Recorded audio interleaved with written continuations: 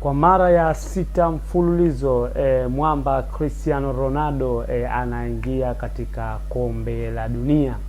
Siku ya jana ilipigwa one of the best game, ushindi ambao ulikuwa wa kishindo sana kwa timu ya Portugal au Ureno ambao wamecheza pamoja na Armenia. Ureno alifanikiwa kupata ushindi wa goli 9-2. Haikuwa rahisi.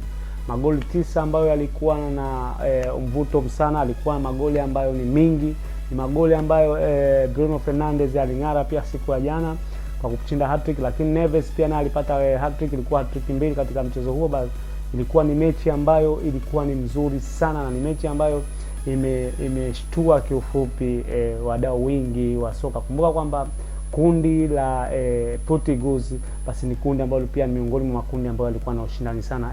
Portugal, Hungary ilikuwa kila mmoja akitaka kuwania tiketi ya kwenda katika kombe la dunia, lakini rasmi timu ya taifa ya Portugal tayari imesha qualify kuelekea katika kombe la dunia. Cristiano Ronaldo amekuwa na furaha sana, japo siku ya jana hakuwepo uwanjani kutokana na red card aliyopigwa mchezo uliopita.